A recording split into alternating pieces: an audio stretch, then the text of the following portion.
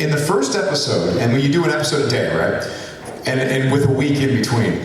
And the first episode, he didn't have a lot of dialogue, thank God. So I was sort of just kind of doing this voice that I was finding. And it was okay, but I was like, at some point, after we did a couple of lines, I said, Dave, and I was feeling very insecure, and I didn't feel like I knew what I was doing, and there's Anakin, and Ahsoka, and D. Bradley Baker is Rex, and James Earl Taylor's Obi-Wan, and they're so good at their characters, because this is season 3 by now. Season 2 was airing, but here's season 3, and they're so good, and I don't know what I'm doing.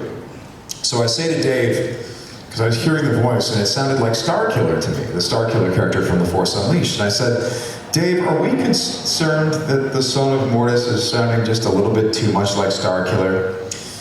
And he recognized that I was losing confidence.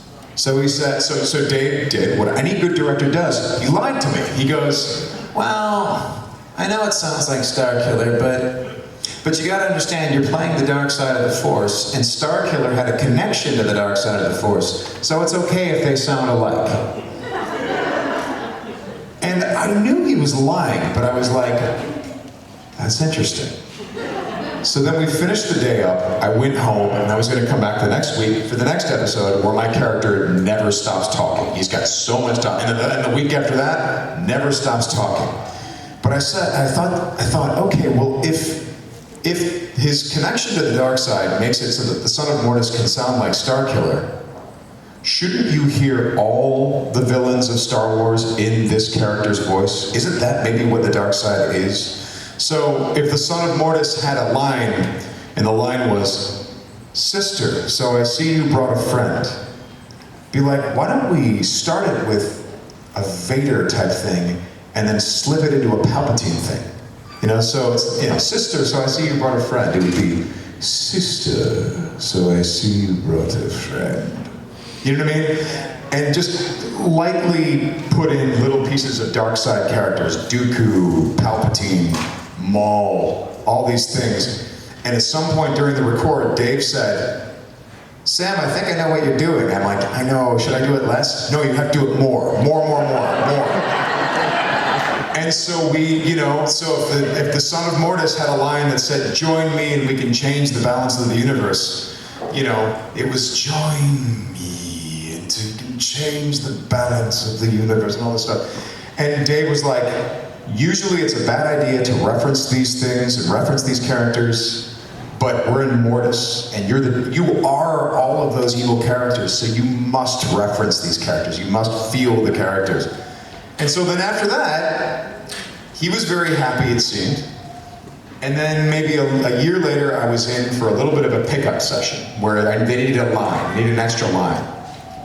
And so I did the line, and I was about to leave, and Dave's like, so you've probably heard the rumors that we're gonna bring Maul back. We're gonna bring Darth Maul back. And I'm like, I have heard the rumors. And he's like, what do you think about that? And I'm like, I don't know, man. He's like, yeah. Anyway, we might have something for you down the road. I'm like a bounty hunter? He's like, yeah. Anyway, nice to see you. I left.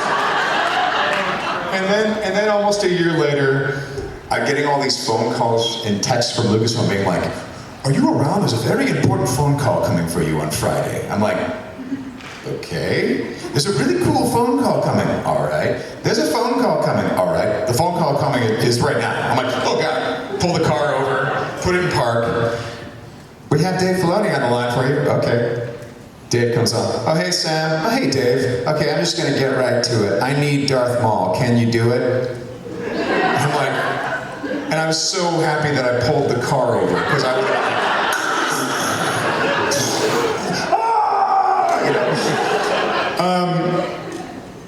and I'll never forget his phrasing.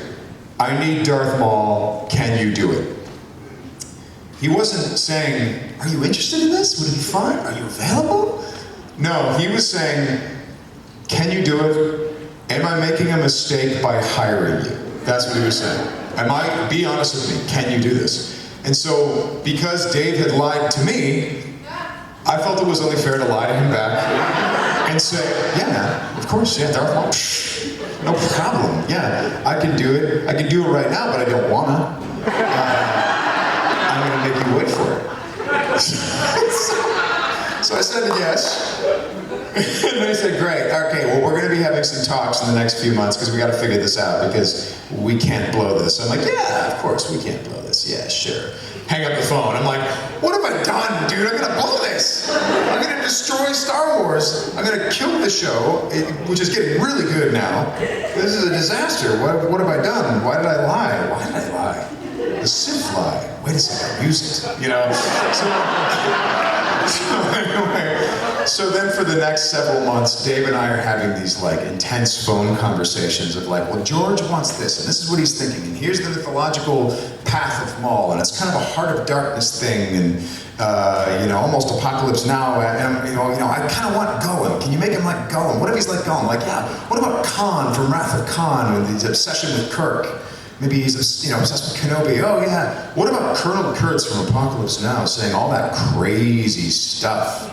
You know, when Charlie Sheen is going to look for him, and George was going to direct that movie, right? Mm-hmm. Francis Ford Coppola directed it, but George was going to do it. So that might be an interesting thing. And we were just touching on all these different film characters that we talked about why we thought they worked, and discussed the character. And never once did he discuss the sort of tone or voice that he wanted. He just discussed the character.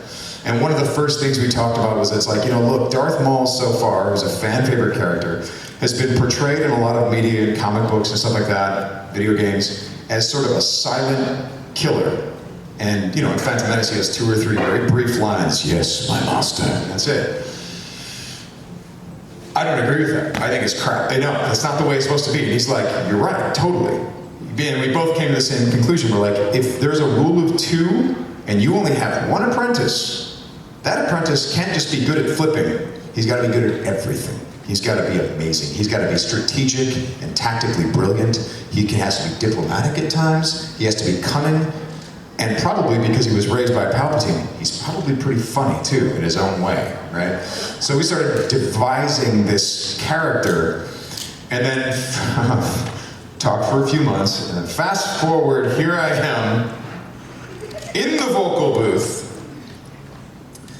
and he's got spider legs, right? And garbage legs made of the power of the dark side of the Force, and all this mythological stuff where Clancy Brown is almost like, again, heart of darkness, like Charlie Sheen going to find Colonel Kurtz, that this character had to go down to find his dead brother in hell and pluck him out and bring him to the living. You know, just like chilling mythological stuff that George wanted to do. And so you're like, it better be big, it better be very scary and all this stuff, but Dave had never heard me do it. And to make matters worse, Katie Lucas wrote a great script, and she wrote in the script that Maul was mumbling all this crazy stuff, but she never wrote what he said. Just that he was mumbling stuff. So I show up with a page full of stuff.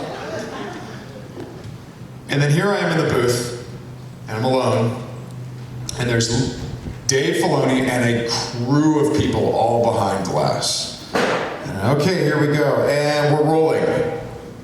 And I start going nuts, you know, and you know, all that crazy stuff, and saying all this stuff, you know, always remember I am fear, always remember I am a hunter, always remember I am filth, always remember I'm nothing, you know, that whole thing, and all that stuff, and going through all that stuff, losing my mind, because he's supposed to be insane. And then they say, cut. And then there's silence. And I'm alone in this room, and they're all behind glass, and they're all talking. And I'm just standing there, in front of a microphone, looking like a douchebag, having just lost my mind. And more time passes. And suddenly I'm living in a universe where I have destroyed this character. The fans are coming for me right now in my mind. They're gathering, they have pitchforks and torches, and I've just really kicked Star Wars in the balls. And after about 40 seconds of silence of living in the worst hell ever, where I destroyed the character of Darth Maul, Dave Filoni finally hits the talkback button. He goes, sorry, Sam, we're just having a discussion in here. We're discussing my great wisdom in hiring you for this role. And I'm like,